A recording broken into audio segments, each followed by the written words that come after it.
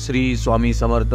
नमस्कार स्वामी भक्तांनो, स्वामी माझे सोबती 1990 या यूट्यूब चॅनलवर तुमचं सर्वांचं स्वागत आहे। या चॅनलवर स्वामी समर्थ महाराज आणि परमपूज्य गुरु माऊली यांनी आपल्या भक्तांना दिलेले अनुभव आपण बघत असतो।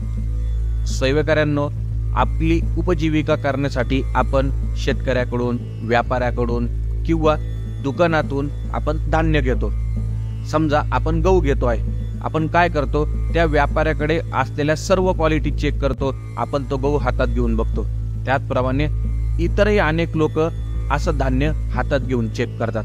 होतं काय, त्यामुळे त्या धान्याला दोष लागतो। यावर आपले गुरु माऊली एक उपाय सांगतात। गुरु माऊली म्हणतात, जेव्हा धान्य आपण दुकानातून विकत आणत असतो त्यावेळी अनेकांचे हात त्या धान्याला लागलेले असतात।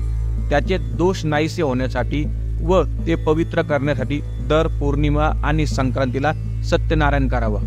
आपण हे जेव्हा सत्यनारायण करू, त्याचा प्रसाद फक्त घरातल्या लोकांनी खायचा, बाकी कोणालाही द्यायचा नाही।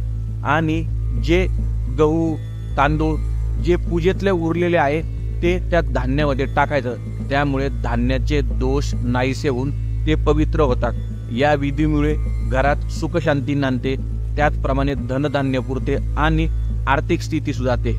त्यामुळे स्वामी भक्तांनो, आपण सर्वही लोक आणतो, धान्य विकत घेतो, त्यामुळे त्या धान्याचे दोष होण्यासाठी ही छोटीशी सेवा घरातल्या घरी केला आणि काय अनुभव येतो हे तुम्ही स्वतः बघा।